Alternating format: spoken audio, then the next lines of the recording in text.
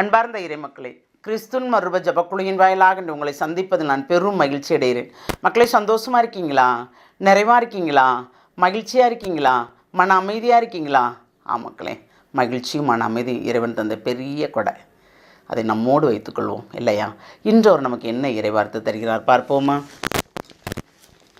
இறைவாக்கினர் தானியேல் எழுதிய நூல் அதிகாரம் 2 இறைவார்த்தை 20 23 முடிய. அவர் கூறியது, கடவுளின் திருப்பெயர் என்றென்றும் வாழ்த்தப்படுவதாக. ஏனெனில் ஞானமும் வல்லமையும் அவருக்கே உரியன. காலங்களையும் பருவங்களையும் மாற்றுபவர் அவரே. அரசுகளை விலக்கி மாற்று அரசுகளை நிலைநிறுத்துபவர் அவரே. ஞானிகளுக்கு ஞானம் வழங்குபவர் அவரே. அறிவாளிகளுக்கு அறிவை அருள்பவர் அவரே. ஆழ்ந்த மறைபொருளை வெளிப்படுத்துபவர் அவரே. இருளில் உள்ளதை அறிபவர் அவரே. ஒளியும் வாழ்வது அவருடனே. எங்கள் தந்தையரின் இறைவா, உமக்கு நன்றியும் புகழும் கூறுகின்றேன். ஏனெனில் எனக்கு ஞானமும் ஆற்றலும் தந்தவர் நீரே. நாங்கள் உம்மிடம் கேட்டதை இப்போது எனக்கு வெளிப்படுத்தியவர் நீரே. அரசனது காரியத்தை எங்களுக்கு அறிவித்தவரும் நீரே. பாருங்க, அரசன்ட்ட வந்த உடனே தானியேல் அந்த மறைபொருளை உடனே விளக்கலை. நீர் இன்ன கனவு கண்டேன்னு சொல்லலை. ஏன் சொல்லலை? ஏனென்றால் அந்த கனவையும் காட்டி அதற்குண்டான மறைபொருளையும் தானியேலுக்கு இறைவன் வெளிப்படுத்தினார். தந்தையாம் இறைவன் வெளிப்படுத்தியதனால் அவர் என்ன செய்கிறார்? ஆண்டவரை போற்றுகிறார். கடவுளின் திருப்பெயர் என்றென்றும் வாழ்த்தப்படுவதாக. ஏனெனில் ஞானமும் வல்லமையும் அவருக்கே உரியன. ஆமேன். ஏனென்றால் ஞானத்தையும் வல்லமையும் அவர்தான் நமக்கு தருகிறார். நமக்கு அறிவோ ஞானமோ நம்மிடமிருந்தா வந்தது இல்லை. இறைவனுடைய வரப்பிரசாதத்தால் நமக்கு நிறையது. காலங்களையும் பருவங்களையும் மாற்றுபவரும் அவரே. ஒரு அரசனை நீக்கி ஒரு அரசனை கொண்டு வர்றதும் அவர் தான் ஆட்சியில் இல்லையா? அப்படித்தான் ஞானிகளுக்கு, நான் ஞானி, நான் நல்லா படிச்சிருக்கேன், நான் அறிவாளி அப்படின்லாம் சொல்கிறாங்க இல்லையா? விஞ்ஞானி, ஞானிகள்னா விஞ்ஞானின்னு சொல்கிறாங்க. ஆனால் அந்த விஞ்ஞானியை ஏற்படுத்தியவர் யார்? இறைவன். இறைவனை மறந்தால் ஒன்றுமே இல்லை. ஏனென்றால் இறைவன் தான் எல்லாற்றுக்குமே ஊற்று. அவர் கொடுத்த ஞானம்தான். அதனால்தான் அறிவாளிகளாக இருக்கிறார்கள், ஞானிகளாக இருக்கிறார்கள், விஞ்ஞானிகளாக இருக்கிறார்கள். அரிய பொருட்களெல்லாம் கண்டுபிடிக்கிறார்கள் இல்லையா? மிஷின்லேயே எல்லாத்தையும் செஞ்சிடலான்ட்டு நினைக்கிறதும் அந்த விஞ்ஞானிகள் தான்.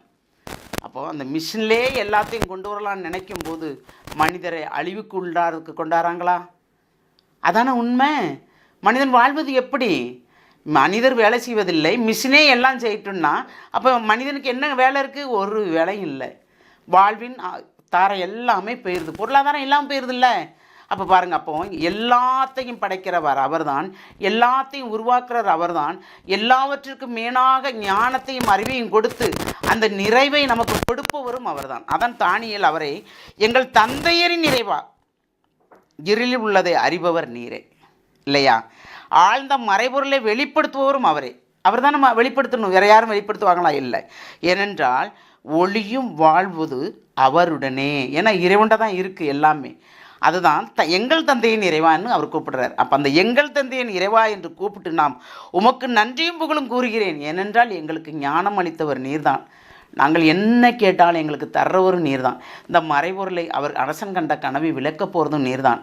அதில் உள்ள மறைபொருள் என்ன என்பதை நீங்கள் காமிக்க போகிறதும் நீர்தான் என்று தானியேல் முழுமையாக ஒப்புக் கொடுக்கிறார்.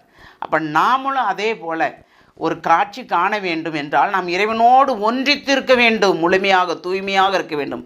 நம் கண்கள், நம் செவிகள், நம் உதடுகள், நம் நாவுகள் எல்லாம் தூய்மையாக இருந்தால், காண்பது கண்கள் அல்லவா, கேட்பது செவிகள் அல்லவா, நாவும் உதடும் சேர்ந்து பேசும் பாருங்க இல்லையா?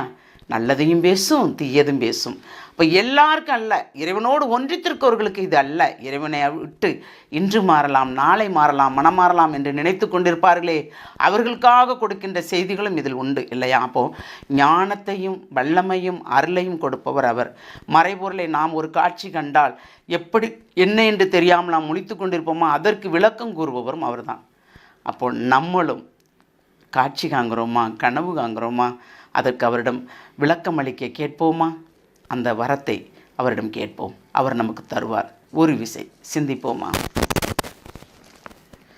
எல்லாம் வல்ல இறைவா, ஆமாண்டவரே, படைத்தவர் நீர் பரம்பொருளே, நீரே எங்களை ஆள்கிறீர் என்பதை நாங்கள் உணர்கிறோம் ஆண்டவரே.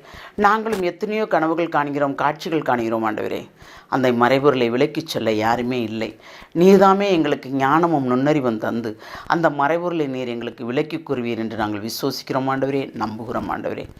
எங்கள் நம்பிக்கை இன்னும் நீர் பெரிதாக்க போகிற கிருபைக்கு நன்றி கூறி எங்களை முழுமையாக உம்முடைய இரக்கத்துக்குள் ஒப்புக் கொடுக்கிறேன்.